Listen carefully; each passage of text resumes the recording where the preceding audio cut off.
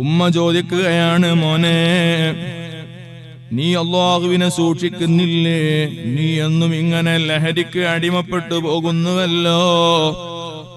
ബഹുമാനപ്പെട്ട അസ്ബഹാനി തങ്ങൾ പറഞ്ഞ സംഭവം അവാം ബിൻ ഹൗശബ് തങ്ങൾക്കാണ് ഈ അനുഭവം. അദ്ദേഹം ഒരു മഖ്ബറയുടെ പരിസരത്തിലൂടെ അസ്ർ നിസ്കാരത്തിന്റെ ശേഷം നടന്നു പോവുകയാണ്. സുബ്ഹാനല്ലാഹ്, ഫലമ്മാ കാന ബഅദൽ അസ്രി ഇൻശഖ മിൻഹാ ഖബറുൻ. ആ ഖബർസ്ഥാനിൽ നിന്ന് ഒരു ഖബറദാ പിളരുന്നു. ഫഖറജ മിൻഹു റജുലുൻ. ആ ഖബറിൽ നിന്ന് ഒരു മനുഷ്യൻ പുറത്തു വരുന്നു. റഅ്സുഹു ഹിമാർ. അവന്റെ തല ഹിമാറിന്റെ തലയാണ്, കഴുതയുടെ തലയാണ്. വജസദുഹു ജസദു ഇൻസാൻ. ഉടല് മനുഷ്യന്റേതുമാണ്.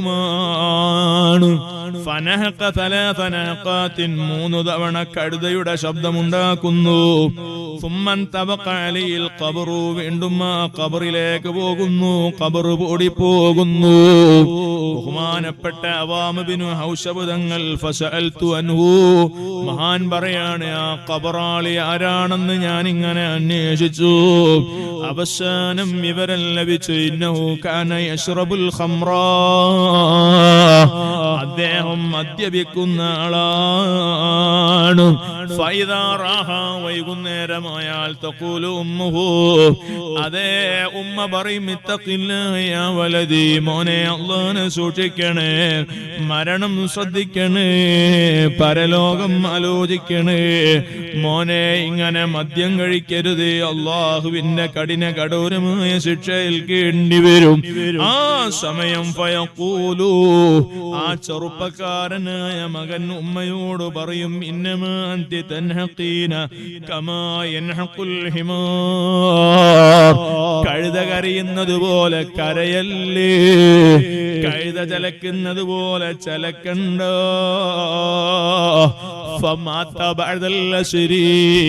ഒരു ദിവസം അസറിന് ശേഷമാണ് ആ ചെറുപ്പക്കാരൻ മരണപ്പെട്ടത്.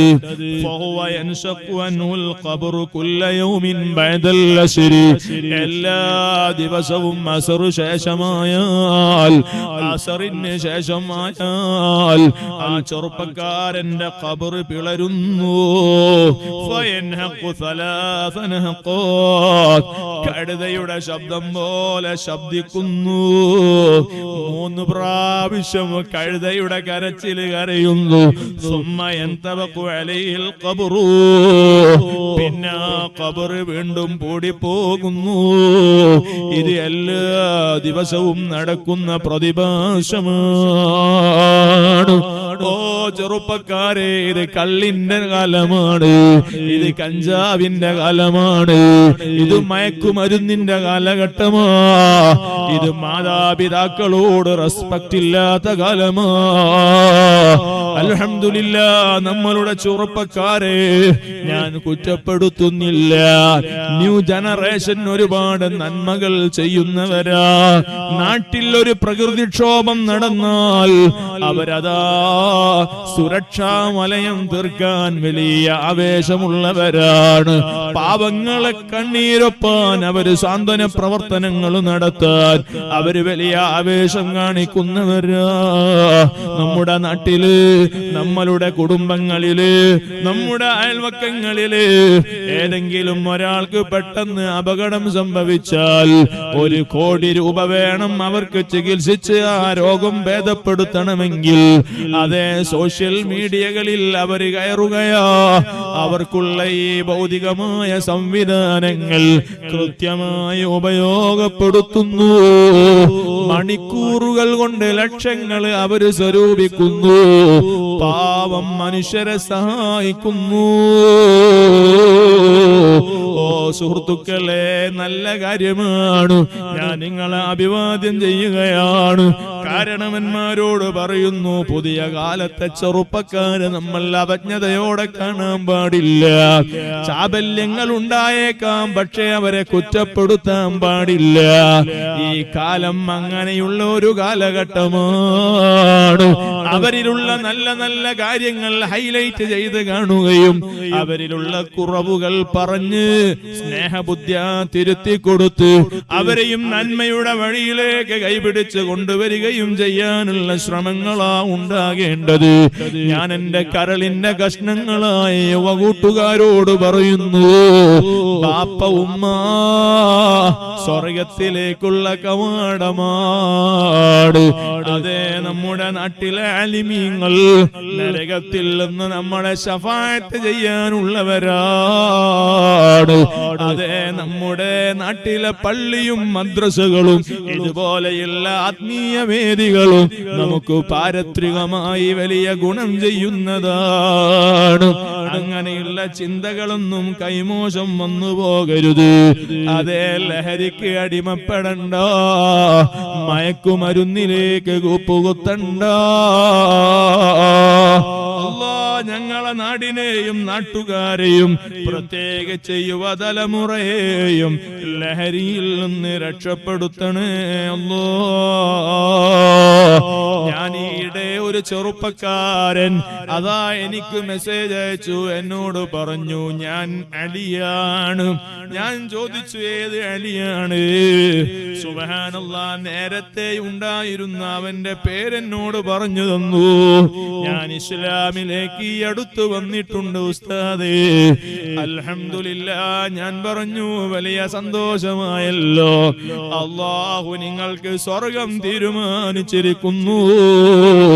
ഞാൻ ആ ചെറുപ്പക്കാരനോട് വല്ല സേവനങ്ങളും വേണോ, സഹായങ്ങൾ ആവശ്യമുണ്ടോ എന്ന് ചോദിച്ചു.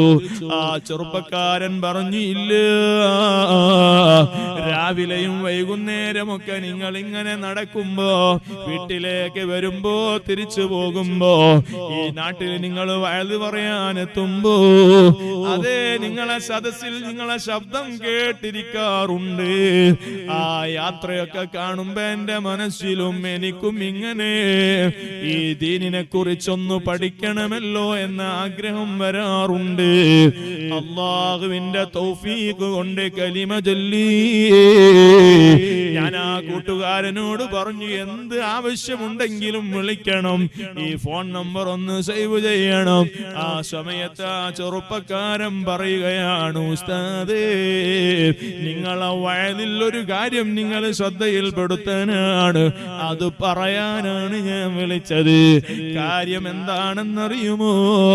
എന്റെ സുഹൃത്തുക്കളായ ഒരുപാട് ചെറുപ്പക്കാരുണ്ട്, അവര് പേരിന് മുസ്ലിമാണ്, അവർക്ക് ജന്മനാൽ തന്നെ മുസ്ലിമാകാൻ അല്ലാഹു ഭാഗ്യം കൊടുത്തവരാ. പക്ഷേ ആ ഭാഗ്യത്തിന്റെ വലുപ്പം അവർക്കറിയില്ല. ഈ ദീനിനെ കുറിച്ച് അവർക്ക് ഒന്നും ചിന്തയില്ല. മുസ്ലിം ചെറുപ്പക്കാരേക്കാൾ അവര് മദ്യപാനികളാകുന്നുണ്ട്, അവര് ലഹരി ഉപയോഗിക്കുന്നുണ്ട്.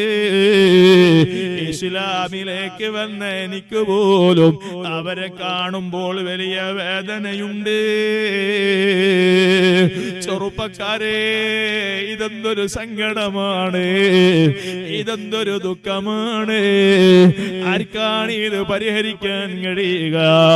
നിങ്ങൾ ആലോചിച്ചു നോക്കുക. ചെറുപ്പക്കാരന് ഒരു കുടുംബത്തിൽ നിന്ന് ഇസ്ലാം സ്വീകരിച്ചു വന്നപ്പോ ആ പൊന്നുമോന് ഉറങ്ങാൻ വീടില്ല. നാട്ടിലെ നിസ്കാര പള്ളിയിൽ കയറിയിട്ടാണ് രാത്രി സമയം ഉറങ്ങുന്നത്. ആ മോന് ഭക്ഷണം പാചകം ചെയ്തു കൊടുക്കാൻ അമ്മയില്ല, കൂട്ടുകുടുംബങ്ങളില്ല. സുബ്ഹാനല്ലാഹ്. എന്നിട്ടും അതാ ചെറുപ്പക്കാരൻ ദീനനുസരിച്ച് ജീവിക്കുകയാണ്. അല്ലാഹു നമുക്ക് എത്ര വലിയ സൗഭാഗ്യമാ നൽകിയത്. ഇന്നും പരിശുദ്ധ ഇസ്ലാമിനെ ലോകത്ത് ഗവേഷണം നടത്തിക്കൊണ്ടിരിക്കുകയാണ്. ഖുർആനിൽ പഠനം നടന്നുകൊണ്ടിരിക്കുകയോ.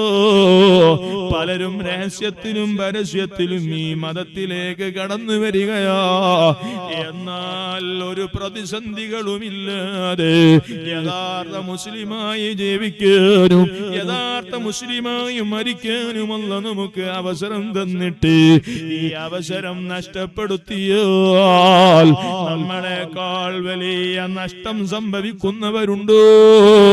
പരാജിതർ നമ്മളല്ലാതെ വേറെയുണ്ടോ? വളരെ സ്നേഹത്തോടെ എന്നെ കേൾക്കുന്ന എല്ലാ സുഹൃത്തുക്കളോടും ഓർമ്മപ്പെടുത്തിയതാണ്.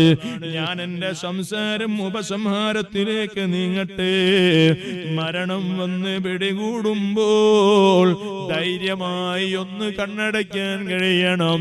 അവസാന ശ്വാസം വലിക്കുമ്പോ ലാ ഇലാഹ ഇല്ലല്ലാഹ് എന്ന കലിമത്തു തൗഹീദ് ഉറക്കെ ചൊല്ലി മരിക്കാൻ കഴിയണം. ഖബറിലെത്തിയാൽ ആ ഖബറിൽ സ്വസ്ഥമായി ഒന്ന് കിടക്കാൻ കഴിയണം. അല്ലാഹു തൗഫീഖ് ചെയ്യട്ടെ. അല്ലാഹു തൗഫീഖ് ചെയ്യട്ടെ. മാ മിൻ മയ്യിതി യമൂതു വഹുവ യസ്രിഖു വ യസ്നി. ഒരു മനുഷ്യൻ മരിച്ചാൽ അവൻ കളവ് നടത്തിയവനാണ്, അല്ലെങ്കിൽ വ്യഭിചരിച്ചവനാണ്. ഔ യശ്റബു, അല്ലെങ്കിൽ അവൻ ലഹരി ഉപയോഗിച്ചവനാണ്. ഔ യഅതി ശൈഅൻ മിൻ ഹാദിഹി, അല്ലെങ്കിൽ വൻകുറ്റങ്ങൾ ചെയ്ത് തൗബ ചെയ്യാതെ മരിച്ചുപോയവനാണ് എങ്കിൽ ഇല്ലാ ജുഇല മഅഹു ശുജാഅനി യൻഹശാനിഹി ഫീ ഖബ്രിഹി, അവന്റെ ഖബറിൽ അവനെ ശിക്ഷിക്കാൻ രണ്ട് സർപ്പത്തെ അല്ലാഹു ഏൽപ്പിക്കുന്നതാണ്. മഅദല്ലാഹ്, ഖബറിന്റെ ശിക്ഷയിൽ നിന്ന് അല്ലാഹു നമുക്കൊക്കെ വലിയ കാവല് തരട്ടെ. അതുകൊണ്ട് ഒരു ഹറാമിലേക്കും പോകണ്ട, ഒരു വൻപാപങ്ങളും ചെയ്തു പോകണ്ട. അവസാനം കലിമ ചൊല്ലി മരിക്കാൻ കഴിയണം. ഖബറിൽ സ്വസ്ഥമായി കിടക്കാൻ കഴിയണം. അതിനുവേണ്ടി നമ്മൾ അധ്വാനിക്കണം. സംശുദ്ധമായ ജീവിതം നയിക്കണം. അല്ലാഹു തൗഫീഖ് ചെയ്യട്ടെ. അല്ലാഹു തൗഫീഖ് ചെയ്യട്ടെ. അല്ലാഹു തൗഫീഖ് ചെയ്യട്ടെ. മരിക്കുന്ന സമയത്ത് മൽഊന്റെ ചതിക്കാത്ത് മനദീമാനുറപ്പിട്ട് മദദേ റസൂലല്ലാഹ്. ഉറക്കൊരു സ്വലാത്ത് ഇലൽ മദീന, ഇലൽ മദീനത്തിൽ മുനവ്വറ. സ്വലാത്തുല്ലാഹ് സലാമുല്ലാഹ്.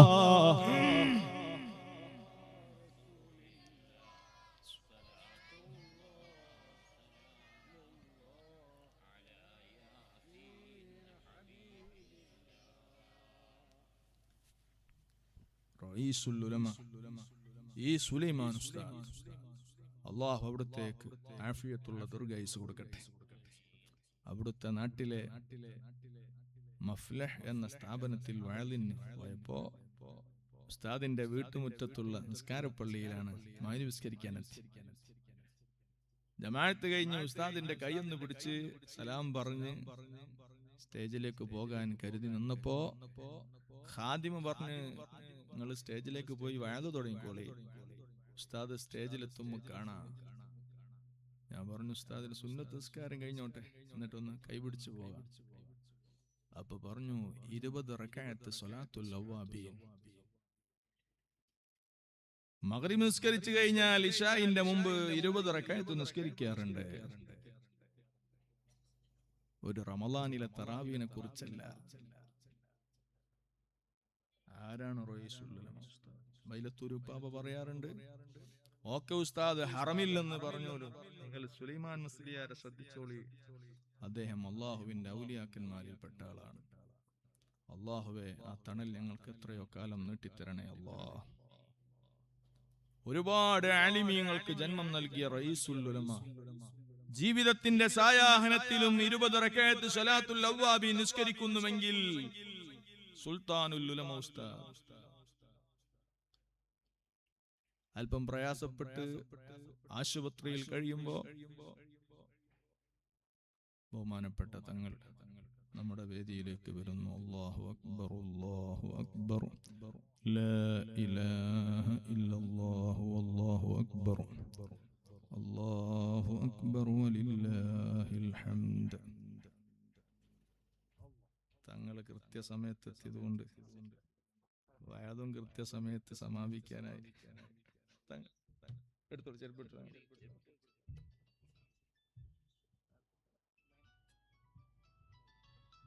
തങ്ങള് പിന്നെ വയതിനും പറ്റും, ലേലം വിളിക്കാനും പറ്റും, ദുആ നേതൃത്വത്തിനും പറ്റും, എല്ലാത്തിനും തങ്ങളെയും മരുന്നുണ്ട്. ഞങ്ങൾ മർക്കസിന്റെ ഒരു സമ്മേളനത്തിന്റെ പ്രചരണ ജാഥയിൽ ഒരുമിച്ച് പോയിരുന്നു. അപ്പൊ ഓരോ സ്ഥലത്തെത്തുമ്പോ ആ ജില്ലയുടെ ആ പ്രദേശത്തിന്റെ ടേസ്റ്റ് അനുസരിച്ചിട്ടുള്ള സബ്ജക്റ്റുകളാണ് തങ്ങൾ അന്ന് സംസാരിച്ചു.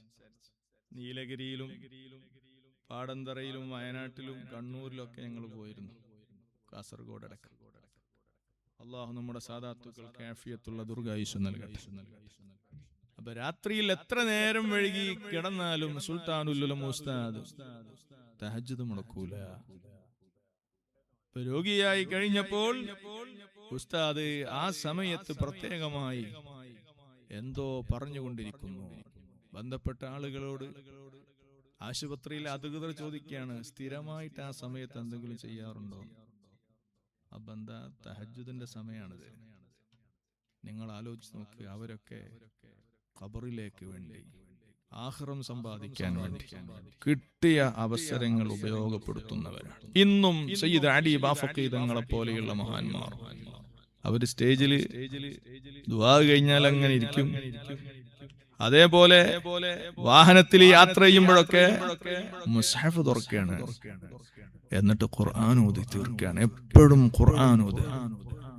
ചെറുപ്പക്കാരെ, സഹോദരിമാരെ, സുഹൃത്തുക്കളെ, ഏത് യാത്രയിലായാലും ഇന്ന് ഖുർആൻ ഓതാൻ നമുക്ക് എന്തെങ്കിലും പ്രയാസമുണ്ടോ? നമ്മളെയൊക്കെ ഫോണിൽ മുസ്ഹഫിന്റെ ഫോൾഡറില്ലേ, അതൊന്ന് ഓപ്പൺ ചെയ്താൽ